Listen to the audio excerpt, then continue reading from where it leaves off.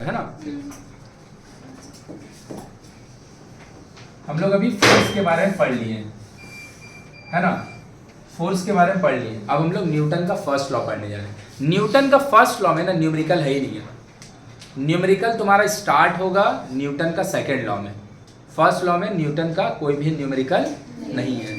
पहले ना एगो चीज समझ लो, लॉ का मतलब, अगर कोई बात हम कुछ स्टेटमेंट देते हैं और हम अपना स्टेटमेंट को मैथमेटिकली प्रूफ कर देते हैं, और हम तो उसको मैथमेटिकली प्रूफ कर ही रहे हैं और भी लोग उसको मैथमेटिकली प्रूफ कर रहे हैं। बोले क्या बोले भैया, कुछ समझ नहीं आया। जैसे हम बोल रहे हैं कि ये रूम का वॉल्यूम 5000 लीटर है, ये रूम क्यूबॉइडल शेप का है। 10th क्लास में है, पहले भी तुम लोग क्यूबॉइड पढ़ा होगा। क्यूबॉइड का वॉल्यूम होता है length into breadth into height. तो हम बोले रूम का वॉल्यूम, लॉ का मतलब पहले क्या होता है, कोई ये रूम का वॉल्यूम 5000 लीटर है, हम बोल दिए, तुम क्यों मानेगा भाई। तो हम कहा कि रूम का लेंथ मापे, ब्रेथ मापे, हाइट मापे, अब तीनों को मल्टीप्लाई कर दिए। तो क्यूबॉइडल शेप का वॉल्यूम होता है लेंथ इंटू ब्रेथ इंटू, और तीनों को मल्टीप्लाई किया तो 5000 आ गया। लो भाई, तो जो बात हम बोल रहे थे अब उसको मैथ का यूज करके साबित कर दिए ना। मेरा बात समझ में आ रहा है। लेकिन हम तब भी भैया अपना बात को साबित करने के लिए कैलकुलेशन तो गलत कर ही सकते हैं। लेकिन और भी लोग उसको कैलकुलेट किया और सब लोग को मिला कि फॉर्मूला यूज करके, मैथमेटिक्स यूज करके 5000 लीटर ही इस रूम का वॉल्यूम, मतलब अब क्या हो गया, एकदम सत्य वचन हो गया ना। तो ये वाला चीज को हम लोग लॉ बोलते हैं। मतलब लॉ जो होता है ना, किसी भी स्टेटमेंट को हम लोग हाइपोथेसिस बोलते हैं। हम खाली कुछ बोल दिए, हाइपोथेसिस, हम अपना बात को अपना ही मैथमेटिक्स का यूज करके प्रूफ कर दिए तो वो थ्योरी हो जाता है। लेकिन मेरा बात को हम तो साबित किए और भी लोग सब मिलके साबित कर दिया है कि जो बात आप बोल रहे हैं वो एकदम सही है, तो फिर ये लॉ बन जाता है। तो हाइपोथेसिस, थ्योरी और लॉ, इसमें सबसे ज्यादा प्योरेस्ट फॉर्म कौन है, लॉ है। मतलब लॉ में ना कुछ गलती होता ही नहीं है, वो 100% करेक्ट है। तो तुम क्या पढ़ने जा रहा है, न्यूटन्स लॉ ऑफ मोशन। बाय फिजिक्स में ना, अभी तुमको इसका अहमियत नहीं समझ में आएगा। फिजिक्स में ना न्यूटन्स लॉ ऑफ मोशन अगर समझ लिया और इसको यूज कर लिया, फिजिक्स का आधा काम खत्म हो जाता है। मतलब न्यूटन भाई साहब का ये 3 लॉ इतना इंपॉर्टेंट है। मतलब क्या है भैया, तो फिर फिजिक्स में न्यूटन लॉ के अलावा कुछ नहीं है। अरे बहुत कुछ है, लेकिन हर बात कहीं ना कहीं से ना न्यूटन लॉ से ही लिंक हो जाता है।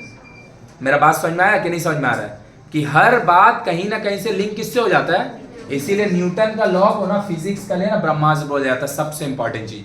लेकिन वही उसको याद करने से नहीं, याद करेगा तो भैया हर चीज याद ही करते रहेगा, उसको समझेगा और दूसरा से लिंक करेंगे। तो मेरा बात समझ में आ रहा है क्या। तो लॉ लिखा है मतलब वो बात एकदम क्या है, 100% सही है, उसमें कुछ भी गलत। इसीलिए ना लॉ हम लोग कभी भी ना याद करके समझ के नहीं लिख देते हैं। लॉ जब भी तुम लिखेगा तुमको वर्ड टू वर्ड सेम लिखना पड़ता है।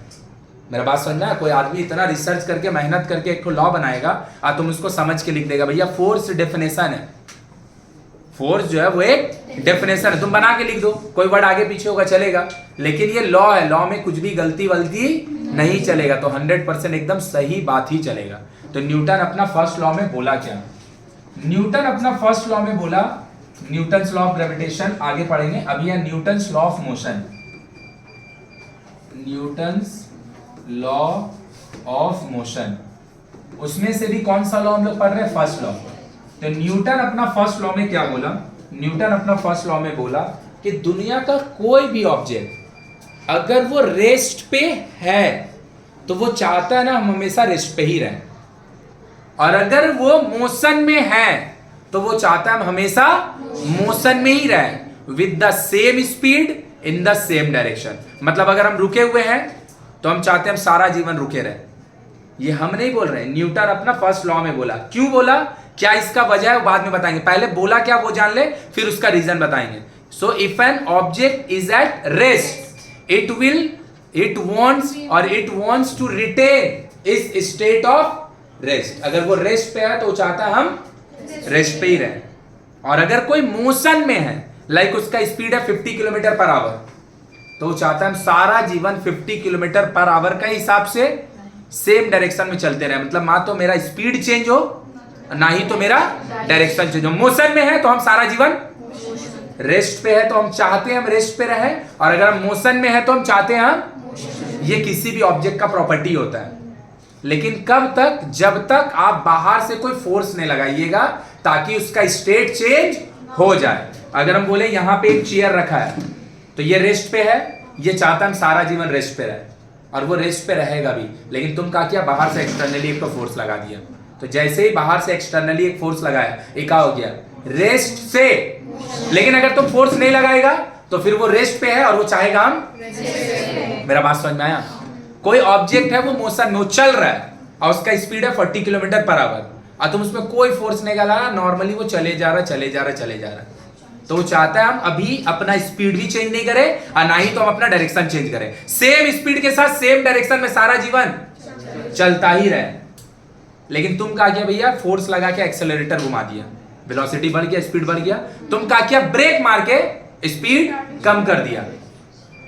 तुम क्या किया? हैंडल में फोर्स लगा के उसका डायरेक्शन चेंज कर दिया। मतलब अगर तुम कोई बाहर से फोर्स नहीं लगाएगा तो ऑब्जेक्ट चाहता है कि हम रेस्ट पे हैं तो रेस्ट पे ही रहें, और अगर मोशन में है तो वो भी कैसा? सेम स्पीड के साथ। लेकिन कब तक? Unless an external force is applied. अगर फोर्स नहीं लगाइएगा तो फिर वो अपना स्टेट चेंज नहीं करेगा, ना ही तो वो रेस्ट से मोशन में जाएगा, नहीं तो वो मोशन से, ना ही तो वो अपना डायरेक्शन चेंज करेगा, ना ही तो अपना स्पीड बढ़ाएगा, ना ही तो अपना स्पीड। ये सारा कुछ होगा कब? जब हम बाहर से कोई फोर्स लगाएंगे। तो बोलेगा भैया इस हिसाब से, न्यूटन का बात का हिसाब से, तो कोई बॉल को अगर ऊपर थ्रो किए तो उसको तो कभी नीचे आना ही नहीं चाहिए, क्योंकि वो मोशन में है। तो सही बात है, लेकिन ऐसा होता है नहीं, क्योंकि बाहर से एक तो ग्रेविटेशनल फोर्स है जो उसको नीचे खींच रहा है, बाहर से। तो लेकिन अगर सपोज ग्रेविटेशनल फोर्स बोल के अर्थ में कुछ एग्जिस्ट नहीं करता, सपोज, तो तुम कोई बॉल को अगर ऊपर थ्रो करता तो फिर वो कभी नीचे। लेकिन वहां पे एक कॉज अवेलेबल है ना, वो कॉज कौन है? ग्रेविटेशनल।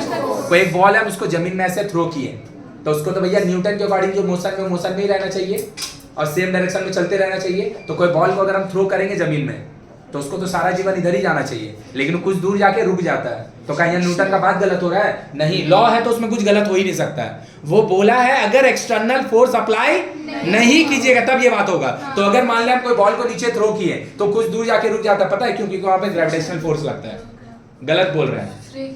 फ्रिक्शनल फोर्स, कोई दो ऑब्जेक्ट का सरफेस के बीच में अगर एक जन सामने जा रहा है तो उसको पीछे एक फोर्स खींचेगा, वो फोर्स का नाम ही है फ्रिक्शनल फोर्स। तो जो तुम बॉल को थ्रो करता है ना जमीन में, वो जो नीचे आगे की तरफ जा रहा है, उसी समय साइमल्टेनियसली पीछे की तरफ एक फोर्स लग रहा है, उसका नाम है फ्रिक्शनल फोर्स। और वो फ्रिक्शनल फोर्स चाहता है कि रुक जाए।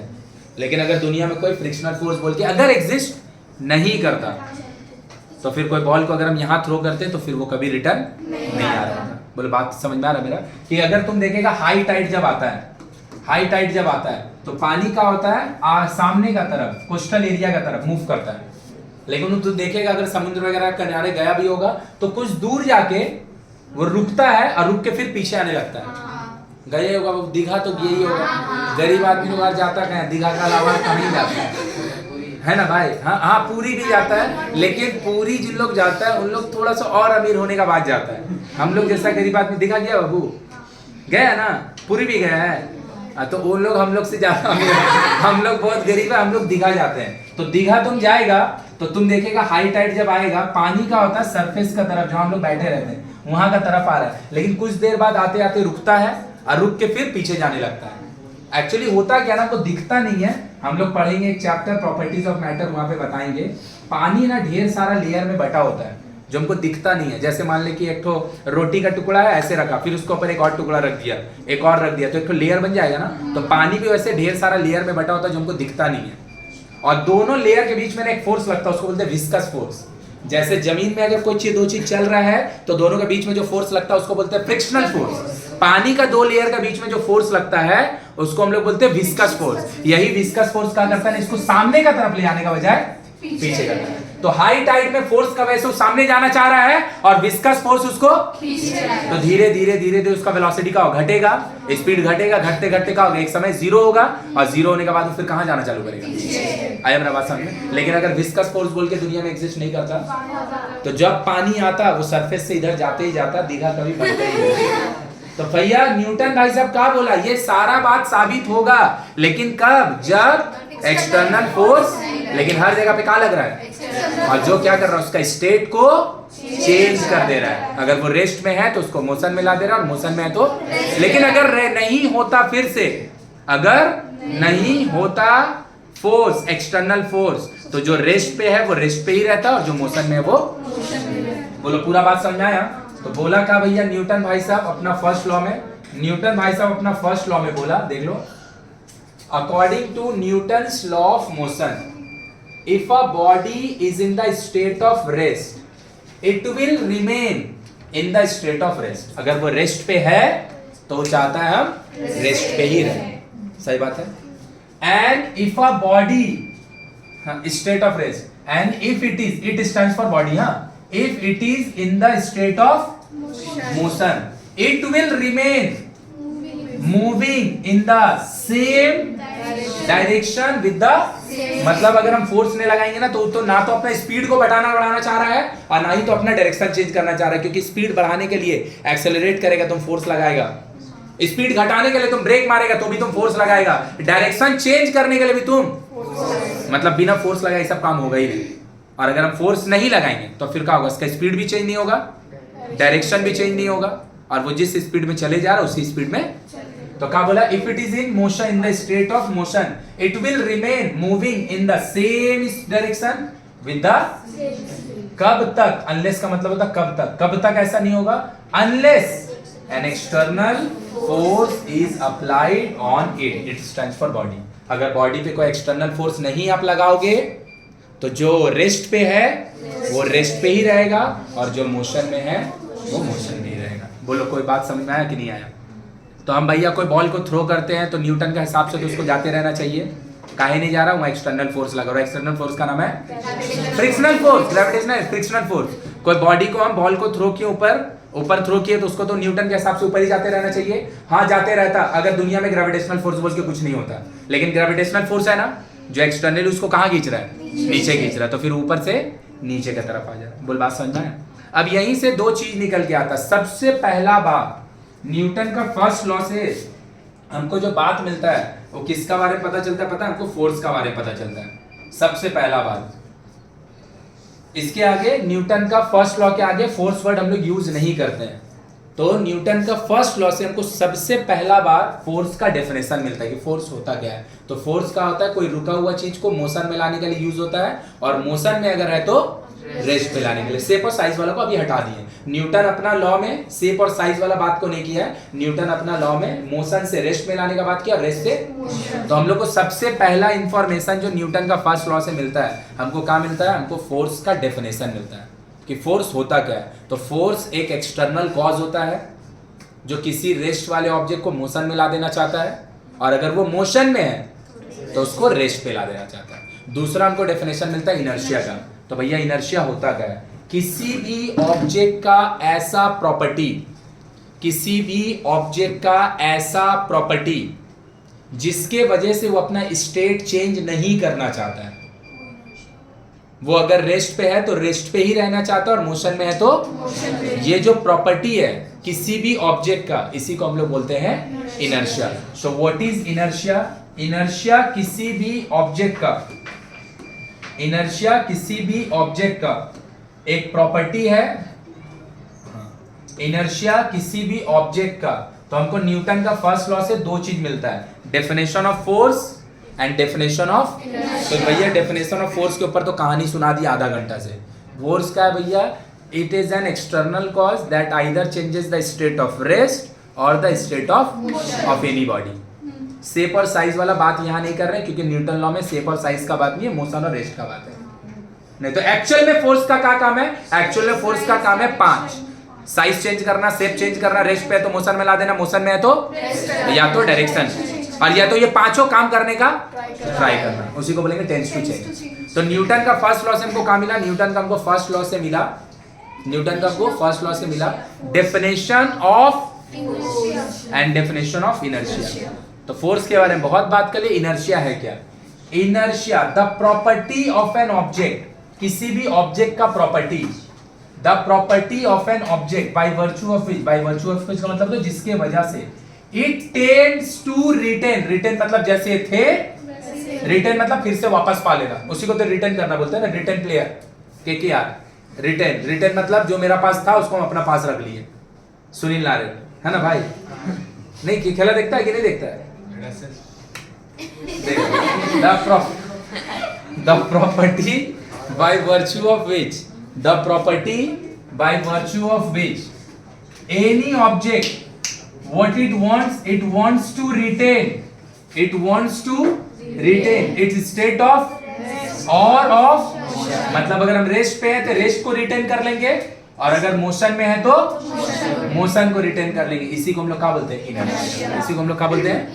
इनर्शिया। अब इनर्शिया का दो पार्ट होता है, एक होता है इनर्शिया ऑफ रेस्ट, एक इनर्शिया ऑफ मोशन। तो रेस्ट इनर्शिया ऑफ कुछ बड़ा बात नहीं है। हम लोग इनर्शिया जब डिफाइन करते हैं तो रेस्ट का ही बात करते हैं, मोशन का ही बात करते हैं। समझ में आ रहा है? अगर हम मोशन वाला बात को हटा देंगे, खाली रेस्ट वाला बात लिखेंगे तो इनर्शिया ऑफ रेस्ट हो जाएगा, और रेस्ट वाला बात को हटा के खाली मोशन वाला बात लिखेंगे तो इनर्शिया ऑफ मोशन। तो इनर्शिया क्या भैया? किसी भी ऑब्जेक्ट का एक ऐसा प्रॉपर्टी है जो उसका स्टेट को रिटेन, चेंज नहीं होने देना चाहता, चेंज, इसी को हम लोग क्या बोलेंगे? कि वो जो अपना स्टेट को रिटेन रखना चाहता है, मतलब हम जैसे हैं वैसे ही रहेंगे, इसी को हम लोग क्या बोलते हैं? Inertia. So what is inertia of rest? अरे भैया इनर्शिया बोलता है दोनों का बारे में, रेस्ट का बारे में भी। जैसे हम बोलेंगे भैया मैग्नेटिक पोल, तो साउथ भी बोलेगा नॉर्थ भी बोलेंगे। हम लोग बोलेंगे भैया इलेक्ट्रिकल चार्ज, तो वो नेगेटिव भी होगा। तो अगर हम इनर्शिया बोलेंगे तो रेस्ट के बारे में बताएगा। तो अगर हम बोलेंगे भैया खाली रेस्ट के बारे में तो इनर्शिया ऑफ रेस्ट हो जाएगा। So what is inertia of rest? The property of a body by virtue of which if a body is at rest, it wants to remain in the state of rest. This is inertia of rest.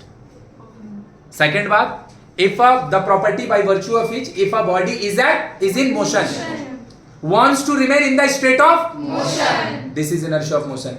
अब दोनों को एक साथ बोल देंगे, दोनों को एक साथ बोल देंगे तो इनर्शिया, और उससे रेस्ट काट के अलग कर देंगे तो रेस्ट हो जाएगा, और मोशन काट के अलग कर देंगे तो। लेकिन ये सारा काम कब तक होगा? जब तक एक्सटर्नल फोर्स अप्लाई, और अगर एक्सटर्नल फोर्स अप्लाई होगा तो फिर उसका स्टेट चेंज। तो बोला का भैया किसी भी ऑब्जेक्ट का जितना ज्यादा मास होगा उतना ज्यादा उसका इनर्शिया होता है। तुम सोच के देखो, एक 50 kg का सामान को रेस्ट पे अगर रहना है और वो रेस्ट पे रहेगा, और 1 kg का सामान है उसको अगर रेस्ट पे रहना है उसको रेस्ट पे रहेगा, किसको रेस्ट से मोशन में ला देना आसान है? 1 kg वाला को कम फोर्स लगा के हो जाएगा, लेकिन 50 kg वाले के लिए उसका रीजन है कि उसका इनर्शिया ज्यादा है। जिसका जितना ज्यादा मास होता है उसका उतना ज्यादा इनर्शिया। ज्यादा होने का मतलब क्या? इनर्शिया ज्यादा होने का मतलब है कि उसके पास ज्यादा कैपेबिलिटी है टू रिटेन इट्स स्टेट, उसके पास ज्यादा क्षमता है अपना स्टेट को चेंज नहीं करने देने का किसी और को। तो एक 5000 kg का कोई ऑब्जेक्ट होगा, वो अपना स्टेट को ज्यादा, उसके पास कैपेसिटी है कि वो ज्यादा देर तक अपना स्टेट को चेंज नहीं होने देगा। क्यों? क्योंकि उसको चेंज करने के लिए फोर्स का बहुत ज्यादा रिक्वायरमेंट होगा। क्यों? तो भैया इतना ज्यादा फोर्स हम लगा नहीं पाएंगे, तो उसको रेस्ट से मोशन में ले आना थोड़ा कठिन काम है।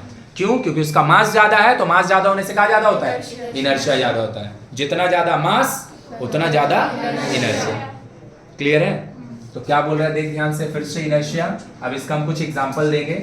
इनर्शिया क्या बोल रहा है भैया?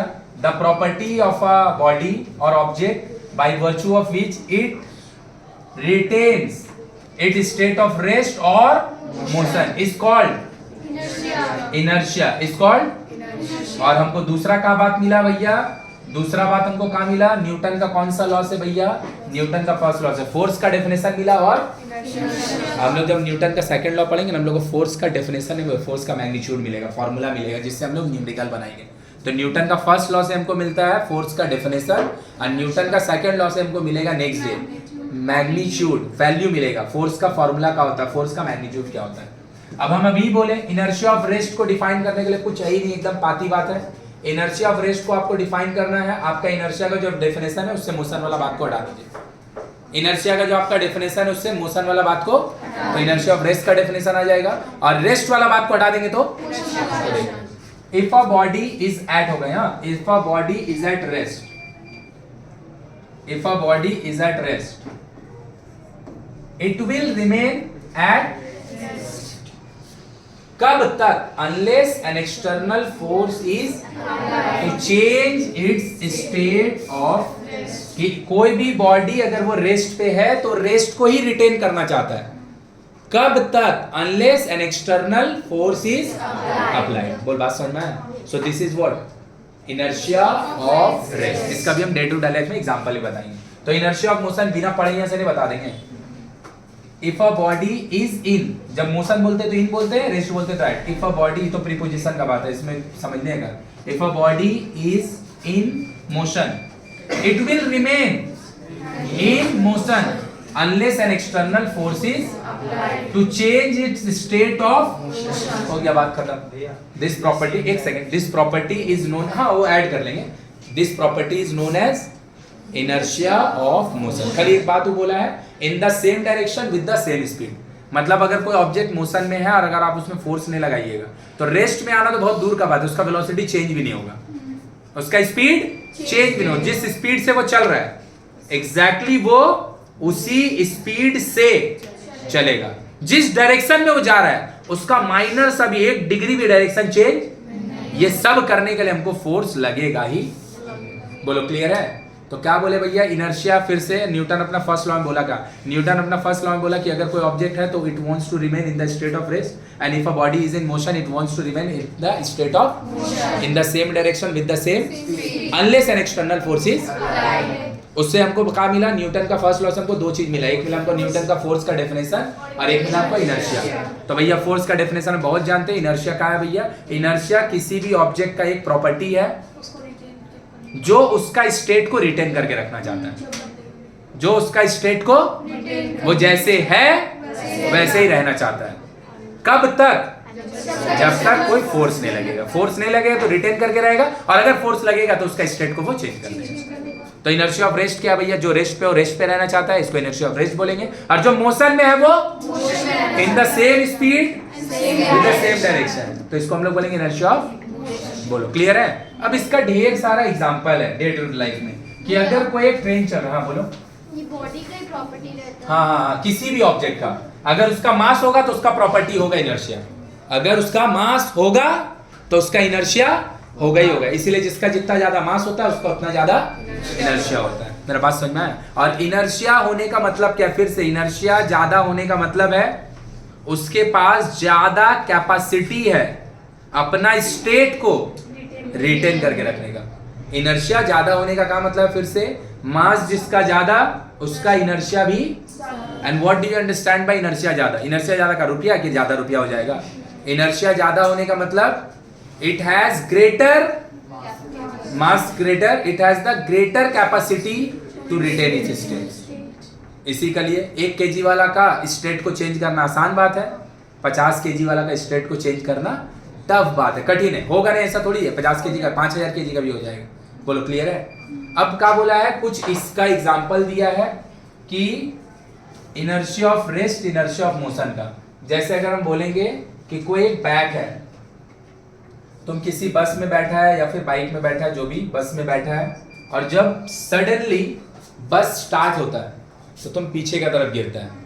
नॉर्मल सभी के साथ होता है। इसका रीजन क्या? इनर्शिया ऑफ रेस्ट है। होता क्या है? जब बस रुका है, बस रुका है तो बस के अंदर जो पैसेंजर है वो भी रुका है, तो सारा कोई रेस्ट पे है। बस रेस्ट पे है, बस के अंदर जो पैसेंजर बैठा वो भी रेस्ट पे है, सारा कोई रेस्ट पे है। लेकिन बस सडनली स्टार्ट हुआ तो वो तो मोशन में चल जाएगा। लेकिन इनर्शिया ऑफ रेस्ट का चाहेगा कि हम पहले भी रेस्ट पे थे, अभी भी हम रेस्ट पे रहें। तो रेस्ट पे होने के लिए क्या? सामने गिरेगा, सामने गिरेगा तो मोशन में चल जाएगा। कहाँ गिरेगा? क्यों? क्योंकि वो चाहता है वहीं पे पोजीशन पे रहे जहाँ पे पहले। तो बस तो आगे चल जा रहा है लेकिन वो अभी भी कहाँ रहना चाह रहा है? तो उसका तो कहाँ गिरेगा? वो पीछे की तरफ। सो when a train suddenly starts moving forward, the passenger standing in the compartment tends to fall backward. The reason is inertia of same। इसी का भाई एग्जांपल इनर्शिया ऑफ मोशन, एकदम भाई एग्जांपल। भाई एग्जांपल क्या है? कि अगर कोई बस चल रहा है अब वो सडन ब्रेक मारता है, तुम सामने की तरफ गिरता है। यहाँ पे इनर्शिया ऑफ मोशन रीजन है क्या? कि बस चल रहा है तो बस मोशन में है, और बस अगर मोशन में होगा तो बस का अंदर जो पैसेंजर है वो भी मोशन में है, बस के रिस्पेक्ट में। तो भैया बस अगर मोशन में तो बस का अंदर पैसेंजर भी मोशन में है। अब बस सडनली ब्रेक मारा, रुक गया, वो तो रेस्ट पे आ गया, लेकिन तुम्हारा बॉडी किस में था? मोशन में था।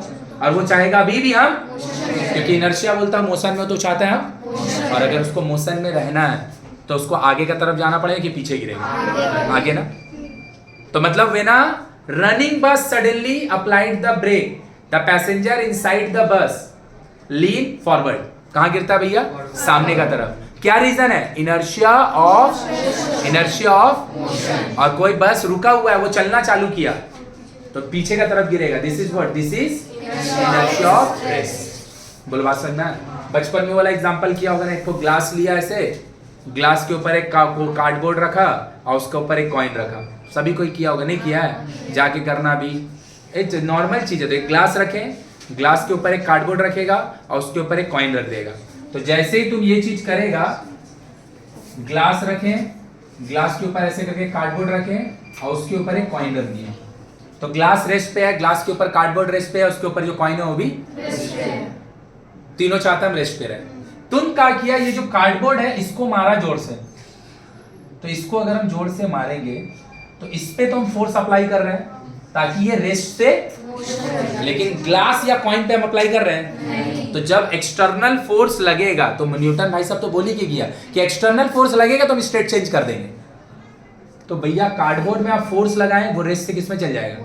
लेकिन इन दोनों में तो हम फोर्स लगा नहीं रहे, तो वो रेस्ट पे था क्योंकि उसमें कोई एक्सटर्नल फोर्स, तो फिर इसका लिए कोई जगह बचेगा तो कहाँ गिर जाएगा? नीचे गिर जाएगा। लेकिन ये करने के लिए क्या होगा? एकदम जोर से तुमको, जोर से कार्डबोर्ड को मारना पड़ेगा ताकि ये फोर्स एक्सपीरियंस ही नहीं कर पाए, ये एकदम यहाँ से उड़ जाए और ये कॉइन कहाँ चल जाए? नीचे। तो ये किसका वैसे हो रहा है? इनर्शिया ऑफ मोशन की inertia of rest? Inertia of rest की वजह से हो रहा है। किसका वैसे हो रहा है? Inertia of rest. बोल बात समझ में आ रहा? उसके बाद और भी ढेर सारा एग्जांपल दिया हुआ है, तो हाँ, तो देख ले क्या लिखा है, कैसे लिखा है, ये सब देखिए। This is why if but वाला क्वेश्चन, ये सब नहीं याद करना पड़ता है, ये हिंदी में समझो, अंग्रेजी में ट्रांसलेट करो। लॉ को भैया याद करके थोड़ा लिखना पड़ेगा। हाँ, ये बात जरूर है कि याद करके भी अगर तुम लिख रहा समझा रहेगा तो कम मेहनत से याद हो जाएगा। इसको तुम बना के लिखो, कभी भी याद करने का चीज ही नहीं। The reason is that the lower part of the passenger's body is in, जो लोअर पार्ट है उसका, lower part of the passenger close contact with the train, as the train starts moving the lower part shares the motion at once. समझ में आया क्या बोल रहा है? But the upper part due to the rest, मतलब क्या बोल रहा है कि तुम बस में बैठा है, बस रुका है, तुम्हारा पैर ना जमीन में सटा है बस के साथ, तुम्हारा बॉडी थोड़ी सटा है, तो तुम्हारा बॉडी जो है, तुम्हारा पैर है वो बस के साथ रेस्ट पे है। बस चलेगा मोशन में जाएगा, तो तुम्हारा जो पैर है वो भी किस में चल जाएगा? मोशन में। लेकिन तुम्हारा अपर पोर्शन जो बॉडी का है वो तो बस का कांटेक्ट में है नहीं, तो कहाँ जाएगा? हम रेस्ट पे थे। Upper part the motion at once, but the upper part due to the inertia of rest cannot share the motion simultaneously, so it tends to remain at the same place। ये बोल के बताओ क्या बताना चाह रहा है? ये बोल के बताना चाह रहा है कि बस तो चला, रेस्ट से मोशन में गया। सही बात, सही बात। तुम्हारा बॉडी पीछे गिरता है, पैर तो तुम्हारा पीछे नहीं जाता है, पैर तो तुम्हारा खुद का ही है। बॉडी तुम ऐसे करके अगर बैठा है चेयर में पोजीशन में, तो तुम्हारा पैर तो पीछे की तरफ नहीं जाता है, क्योंकि पता है, क्योंकि बस के साथ तुम्हारा पैर कांटेक्ट में है। तो बस जब मोशन में जाता है तो तुम्हारा पैर भी, लेकिन बॉडी बस का प्लेटफॉर्म के साथ कांटेक्ट में, इसीलिए बॉडी पीछे की तरफ गिरता है लेकिन पैर पीछे नहीं जाता। सेम मोशन में भी होता है, जब ब्रेक मारता है तो मोशन से किस में जाता है? रेस्ट में। तो पैर जो सटा हुआ है प्लेटफॉर्म के साथ वो भी किस में जाएगा? लेकिन मेरा बॉडी जो है ऊपर पोर्शन वो कांटेक्ट में, तो कहाँ गिरेगा? सामने। मतलब क्या पता है, जब तुम सामने गिरता है, देखिएगा ध्यान से, जब ब्रेक मारता है बस वाला सडन, तुम्हारा खाली अपर पोर्शन ऐसे होता है, तुम्हारा पैर सामने की तरफ नहीं जाता है क्योंकि प्लेटफॉर्म के साथ सटा हुआ है। तुम्हारा जब रुका हुआ बस चलना चालू करता है तो तुम्हारा बॉडी पीछे जाता है, तुम्हारा पैर पीछे की तरफ। ये क्यों हो रहा है? क्योंकि बॉडी के साथ बस का कोई कांटेक्ट नहीं है प्लेटफॉर्म का, लेकिन बस का साथ प्लेटफॉर्म का पैर का कांटेक्ट। तो रुका बस जब चलेगा कहाँ गिरेंगे? इनर्शिया ऑफ रेस्ट के वजह से। और चलता हुआ बस जब रुकेगा कहाँ गिरेंगे? आगे का तरफ, इनर्शिया ऑफ। फिर ये जो कार्डबोर्ड वाला एग्जांपल दिए, समझ में आया? जो कार्डबोर्ड वाला एग्जांपल दिए, कार्डबोर्ड वाला एग्जांपल क्लियर है ना? और भी ढेर सारा दिया, इसको पढ़ेगा तुम समझ में आ जाएगा। है तो कार्डबोर्ड वाला भैया समझ में? हाँ अगर ग्लास में पानी भर के उस पर टिश्यू रख के उल्टा कर दे तो वो भी इनर्शिया उसका अलग रीजन है, उस पर भी नहीं जा रहा है अभी, हम लोग इनर्शिया में रह रहे हैं। इनर्शिया पर से रिलेटेड हाँ उसका अभी इनर्शिया का हम लोग बोल रहे हैं, हम लोग का 4-5 एग्जांपल दिया है। ऐसा हम लोग इतना एग्जांपल इनर्शिया के लिए पढ़ सकते हैं ना कि कुछ बोलने का नहीं। हम लोग अभी इसमें जा नहीं रहे हैं, वो बोल रहे हैं। देखो तो जो एग्जांपल दिया है समझने के लिए, बाकी तो अपना थोड़ा सा बुद्धि लगाएगा। A cyclist riding along a level road does not come to rest immediately after he stops pedalling. समझ में आया क्या बोला क्वेश्चन में? वो बोल रहा है कि कोई एक साइकिल चलाने वाला आदमी जब पैडल मारना छोड़ देता है तो पैडल मारना छोड़ने के साथ संगे संग वो रेस्ट पे नहीं आ जाता है, वो थोड़ा देर उसका साइकिल चलता है, उसके बाद जाके रुकता है।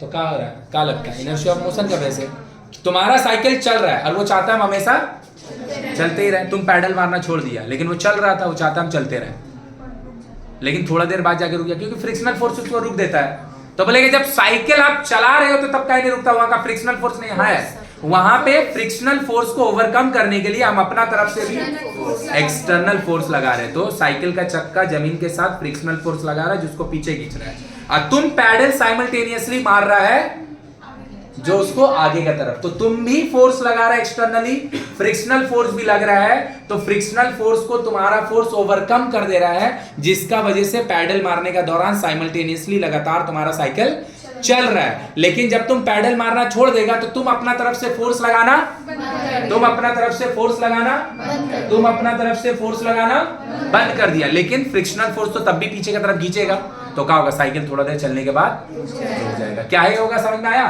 Due to inertia of. तो क्या लिखा? The reason is that the bicycle continues to move due to inertia of motion even after the cyclic stops applying the force on the pedal.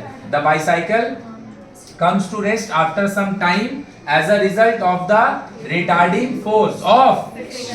देख ये वाला जो चीज है ना मेरा भाई, यहां से यहां जो लोग याद करता है उससे बड़ा तो कोई बेवकूफ नहीं है, और समझता नहीं है उससे बड़ा कोई बेवकूफ नहीं। इसको समझो और ट्रांसलेट करके अपने लिखो। समझ में आया? नहीं तो तुम याद अगर करेगा तो तुम वही वाला लिख पाएगा जो तुम रटा है, और अगर समझेगा ना तो तुम कोई भी क्वेश्चन का आंसर अपना वर्ड से वर्डिंग कर करके क्या करेगा? एडजस्ट कर देगा। जैसे पंखा स्विच ऑफ किया संगे संग रुक गया, कुछ देर घूमा। इसका रीजन का, पंखा जब चल रहा था तो उसका मोटर घूम रहा था, मोटर को घूमने के लिए तुम इलेक्ट्रिसिटी दे रहा था, वो इलेक्ट्रिसिटी से मोटर घूम रहा था, तो भैया वो क्या कर रहा? घूमे जा रहा। लेकिन जब तुम स्विच ऑफ कर दिया तो उसका मोटर अंदर से रुक जाता है, लेकिन पंखा घूम रहा था, इनर्शिया ऑफ मोशन का वैसे वो चाहता थोड़ा देर घूमे, तो थोड़ा देर बाद रुक कहाँ जा रहा भैया? जमीन पे तो है नहीं कि फ्रिक्शनल फोर्स है। तो याद रखिएगा जमीन का साथ जो फ्रिक्शनल फोर्स लगता है, एयर के साथ भी फ्रिक्शनल फोर्स लगता है। तुम अपना हाथ को ऐसे घुमाएगा ना, तुमको खुद फील होगा कि एयर का वजह से तुम्हारा हाथ में एक रिटार्डिंग फोर्स लग रहा है। तुम अगर बहुत तेज हवा चल रहा होगा, तुम ये वाला हाथ को ऐसे करना, तुमको ज्यादा ताकत लगाना पड़ेगा, और अगर एयर हवा नहीं चल रहा होगा इजिली हो जाएगा। मतलब एयर भी फ्रिक्शनल फोर्स देता है, उसको बोलते हैं एयर्स फ्रिक्शनल फोर्स। हवा का फ्रिक्शनल फोर्स कोई दो सतह के बीच में लगेगा तो सरफेस का लिए फ्रिक्शनल फोर्स, और एयर का वजह से लगेगा तो एयर फ्रिक्शनल फोर्स। तो जब पंखा घूम रहा होता है, स्विच ऑन है, तो मोटर क्या कर रहा है? एयर का फ्रिक्शनल फोर्स को ओवरकम कर दे रहा है, तो उसको काट के घूमे जा रहा है। लेकिन तुम जब पंखा ऑफ कर देगा तो उसका मोटर बंद हो गया। अब उसको बाहर से फोर्स घुमाने के लिए मिल नहीं रहा है, लेकिन रोकने के लिए अभी भी फोर्स है। कौन फोर्स? एयर का फ्रिक्शनल फोर्स। वो क्या करेगा? उसको रोक देगा, लेकिन कुछ देर तो चलेगा ना। अब तू देख, यही वाला हम तेरे को एग्जांपल दे, तुम्हारा बुक में पंखा वाला एग्जांपल नहीं है, साइकिल वाला, साइकिल और पंखा वाला का अलग एग्जांपल है, सेम टू सेम है। वहां पे जमीन में लग रहा तो एयर का नहीं फ्रिक्शनल फोर्स होगा, जमीन का होगा फ्रिक्शनल फोर्स। और यही अगर चीज होगा एयर के साथ तो एयर का फ्रिक्शनल फोर्स। दोनों 100% सेम है कि अलग है? वहां पे बोल रहा पैडल मारना छोड़ दिए तो कुछ देर बाद चल के रुक जाएगा, यहाँ पे बोलेंगे स्विच ऑफ कर देंगे तो थोड़ा देर बाद घूमेगा और उसके बाद बंद हो जाएगा। बोलो क्लियर है? उसके बाद है when a passenger jump out of the moving train he falls down, कि जब कोई पैसेंजर मूविंग ट्रेन से जंप मारता है तो फिर क्या होता है भैया? गिर जाता है ना। पहले तो भैया अब ये पढ़ने के लिए अच्छा बात है, लेकिन भैया जंप हम मारने का चीज नहीं है ना, जंप, हाँ जंप वंप मारने का चीज नहीं। अब होता क्या है ना, तुमको चोट लग जाएगा साइकिल से चलते चलते ना बाबू, बहुत सिंपैथी मिलता है, बहुत मजा आता है। देखिए एक आध बार भगवान ना करे, लेकिन भैया किसी ना किसी को कभी ना कभी हॉस्पिटल जाना पड़ ही सकता है। नहीं जाएगा तो घर का कोई जाएगा, बड़ा जाना ही पड़ता है भैया, सबको जाना ही पड़ेगा। वहाँ लाइन लगा हुआ है नीचे में कि एक बार मिल के जाए। अरे बाप रे बाप, लग रहा है कि अमिताभ बच्चन सुतल है, देख रहा कि नहीं, लाइन लगा हुआ रहता है नीचे में। समझ में आया? तो आदमी इसलिए नहीं आता कि थोड़ा तबीयत ठीक हो जाए आने से, वो इसलिए आता है कि हम जब पढ़ेंगे तो हमको भी देखने को आए। समझ में आया कि नहीं आया?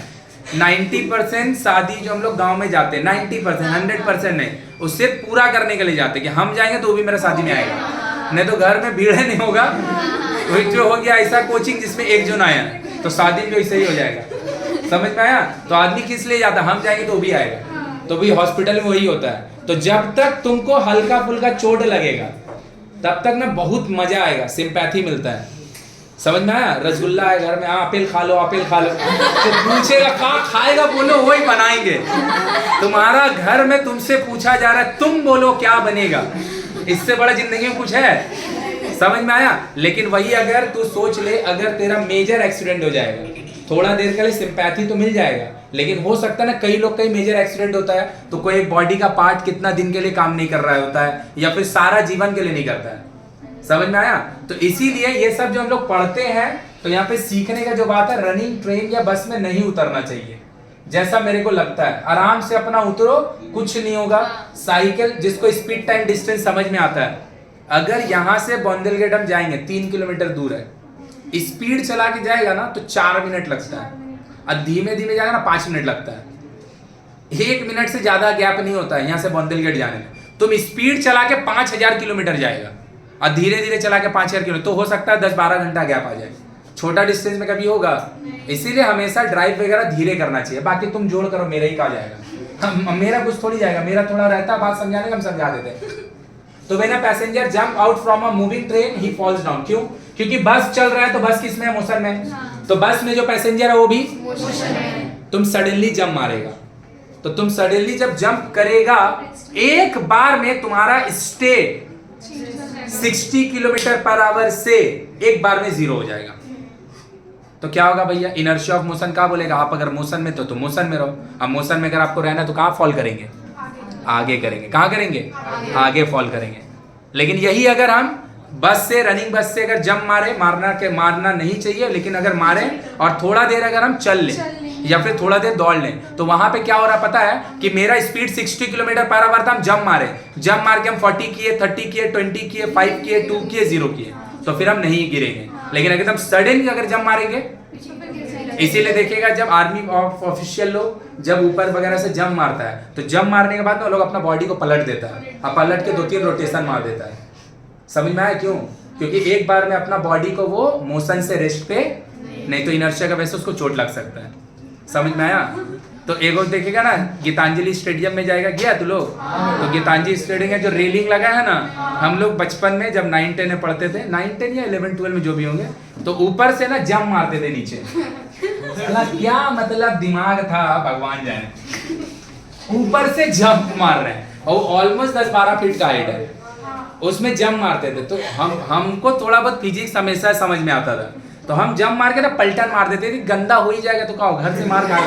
मेरा साला एक दोस्त इतना बुड़बक फिजिक्स तो कुछ समझ में, ऐसे जंप मार के उड़ गया। उसका ना भाई जो एड़ी था ना, उसने ऐसे क्रैक आ गया। समझ में आया? तो हम बोले क्यों नहीं मारे, पलटन मारा। उसको समझ ही नहीं आया पहला कि पलटन मारे हम क्यों, और दूसरा बोला मेरा कपड़ा गंदा हो जाएगा। तो हम बोले तो जंप ही काहे मारा भाई। समझ में आया? तो बचपन में ना हम एकदम उग्रवादी लोग का साथ हम रहते थे।